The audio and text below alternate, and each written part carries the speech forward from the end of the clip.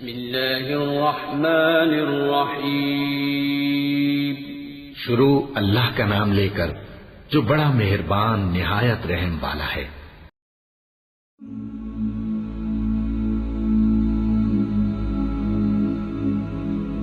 معزز دوستو، السلام علیکم۔ ناظرین محترم، جیسا کہ ہم سب جانتے ہیں کہ حضرت آدم علیہ السلام دنیا کے پہلے انسان بھی ہیں اور پیغمبر بھی۔ جب اللہ نے انسان کو دنیا میں بھیجنے کا ارادہ کیا تو اس سے قبل چند اہم اقدامات کیے۔ ایک قدم تو یہ تھا کہ تمام انسانوں کی ارواح کو شعور دے کر انہیں دنیا کی زندگی کی آزمائش کے بارے میں بتایا کہ انہیں اچھے اور برے کی تمیز کی آزمائش میں ڈالا جا رہا ہے، اور جو کامیاب ہوگا اس کا بدلہ جنت اور ناکاموں کا بدلہ جہنم ہے۔ دوسرے مرحلے میں اللہ نے اپنا یہ منصوبہ فرشتوں اور جنات کے سامنے رکھا، کیونکہ یہ دونوں ذی شعور اور صاحب ارادہ مخلوقات تھی اور ان کا انٹریکشن انسان سے ہونا تھا۔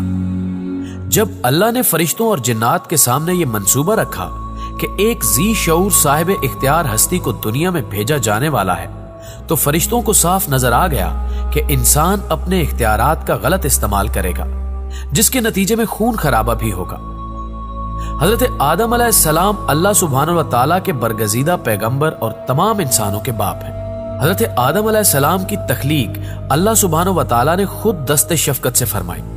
اس حوالے سے اللہ پاک سورہ بقرہ آیت نمبر 30 سے 33 میں بیان کرتے ہوئے فرما رہا ہے، اور جب تمہارے رب نے فرشتوں سے فرمایا میں زمین میں اپنا نائب بنانے والا ہوں، بولے کیا اسے نائب کرے گا جو زمین میں فساد پھیلائے گا اور خون ریزیاں کرے گا، اور ہم تجھے سراہتے ہوئے تیری تسبیح کرتے اور تیری پاکی بولتے ہیں۔ فرمایا مجھے معلوم ہے جو تم نہیں جانتے۔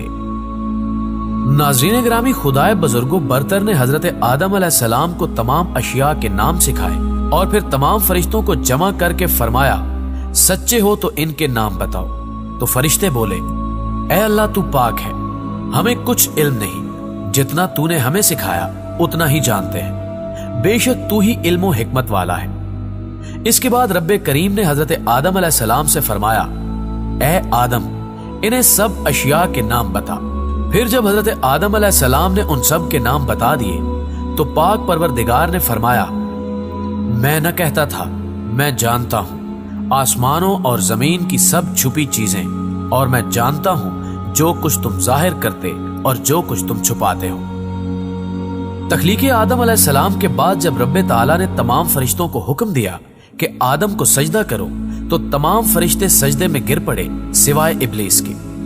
ابلیس نے غرور کیا، منکر ہوا اور کافر ہو گیا۔ یہاں پر سوال یہ پیدا ہوتا ہے کہ ابلیس نے سجدے سے انکار کیوں کیا؟ معزز خواتین و حضرات، اللہ تعالیٰ نے جب حضرت آدم علیہ السلام کی تخلیق کا ارادہ فرمایا تو حکم دیا کہ زمین سے مٹی اکٹھی کر کے لاؤ۔ تمام فرشتے باری باری زمین پر آئے اور واپس لوٹ گئے۔ ہر فرشتہ جا کر کہتا کہ میں مٹی اٹھا کر نہیں لاؤں گا۔ سب سے آخر میں حضرت اسرائیل علیہ السلام زمین پر اترے اور مٹی اٹھائی اور واپس آسمانوں کی جانب اڑنے لگے۔ عرش پر پہنچ کر ملک الموت نے یہ مٹی رب کے حضور پیش کی، جس پر کل جہانوں کے مالک نے خوش ہو کر فرمایا کہ اے اسرائیل اس مٹی سے انسان کا خمیر اٹھایا جائے گا اور میں اس میں روح پھونکوں گا اور اس روح کو انسان سے تم ہی نکالو گے۔ اور پھر اللہ سبحانہ و تعالیٰ نے حضرت آدم علیہ السلام کا خمیر اٹھایا۔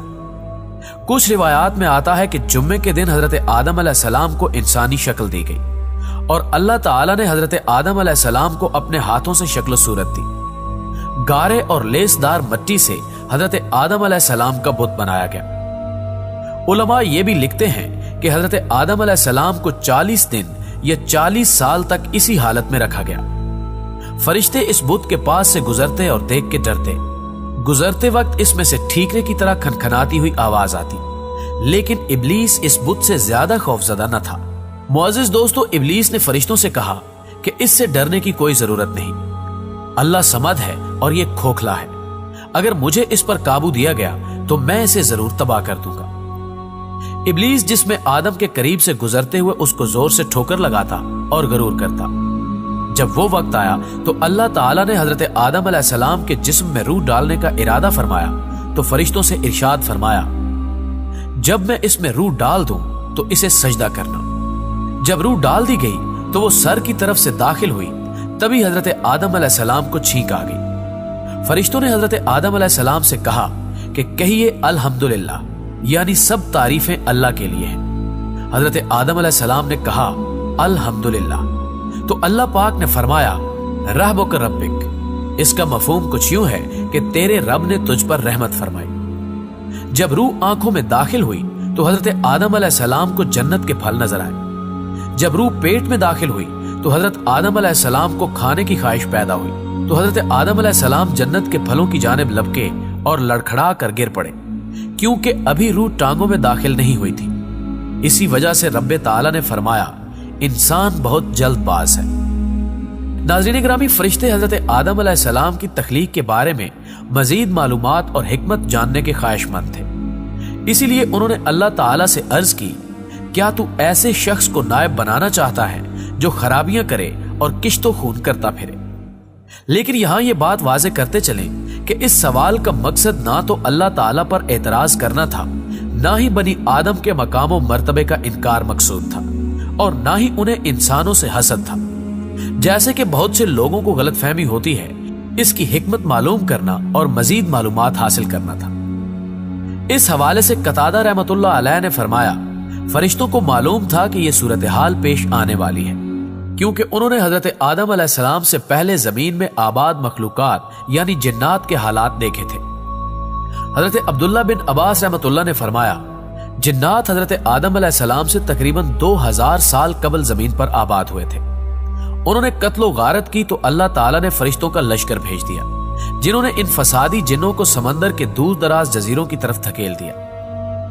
जब अल्लाह ने फरिश्तों को हजरत आदम अलैहिस्सलाम को सजदा करने का कहा तो सब फरिश्तों ने सजदा किया सिवाय इब्लीस के।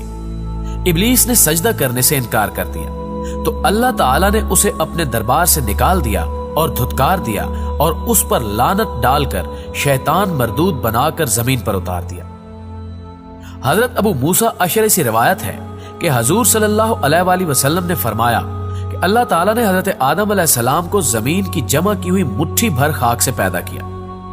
हजरत आदम अलैहिस्सलाम की औलाद भी तरह तरह की मिट्टी के मुताबिक पैदा हुई। इनमें स्याह फाम भी हैं, सफेद फाम और सुर्ख भी, और इनमें दरमियानी रंगों के तरह भी।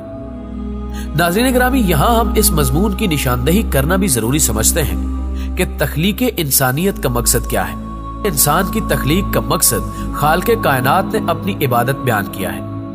इरशाद रब्बानी का मफहूम है, और मैंने जिन्नों और इंसानों को इसलिए पैदा किया है कि वो मेरी इबादत करें। अलामा इब्ने कसीर रहमतुल्लाह अपनी किताब तफसीर मज़री में इस आया मुबारका की वजाहत में लिखते हैं कि अल्लाह फरमाता है, मैंने जिन्नों और इंसानों को अपनी किसी जरूरत के लिए पैदा नहीं किया, बल्कि सिर्फ इसलिए कि इनके नफे के लिए अपनी इबादत का हुक्म दूं। वो खुशी नाखुशी मेरे माबूदे बरहक होने का इकरार करें, मुझे पहचाने। इस ज़िमन में एक हदीस कुदसी है कि ऐ इब्ने आदम, मेरी इबादत के लिए फारिग हो जा, मैं तेरा सीना तवंगरी से पुर कर दूंगा और तेरी फकीरी रोक दूंगा, और अगर तूने ऐसा ना किया तो मैं तेरे सीने को अशगाल से भर दूंगा और तेरी फकीरी को हरगिज बंद ना करूंगा। नाज़रीन गिरामी, इबादत के लुग़वी मानी गायत दर्जा इज्ज़ो तज़ल्लुल के हैं। अलामा ज़मख़शरी रहमतुल्लाह अलैह लफ्ज़ इबादत की वजाहत करते हुए लिखते हैं, वो रास्ता जो आमदो रफ्त की कसरत से पामाल हो गया हो। इबादत की मुस्तहिक भी वही जात हो सकती है जो बेहद साहिब अफजालो इनाम हो, और ऐसी जात सिर्फ जाते इलाही है। इसीलिए फरमाया, अल्लाह के सिवा किसी की इबादत ना करो। बंदगी और इताअत और अल्लाह ताला के हर हुक्म के सामने, खा उसकी इल्लत समझ में आए या ना आए, बगैर किसी हीले हुज्जत के सर झुका देने का नाम इबादत है। इमाम राजी रहमतुल्लाह अलैह ने तफसीर कबीर में फरमाया है कि सारी इबादतों का खुलासा सिर्फ दो चीजें हैं, एक अम्र इलाही की ताजीम, दूसरे खल्कुल्लाह पर शफकत यानी हकूकुल्लाह और हकूकुल इबाद की अदायगी। अल्लाह की तमाम मखलूकात में जिन्नों इंसी ऐसी दो जिम्मेदार हस्तियां हैं जिनके अंदर खैर और शर का मादा रख दिया गया है। इसके बरक्स फरिश्ते इब्तिला और आजमाइश से आरी हैं, जबकि हैवानात इख्तियार और इरादा से तही दस्त हैं, सिवाय इसके कि खुराक और अफजाइश नस्ल का जबली शऊर उनके पास होता है।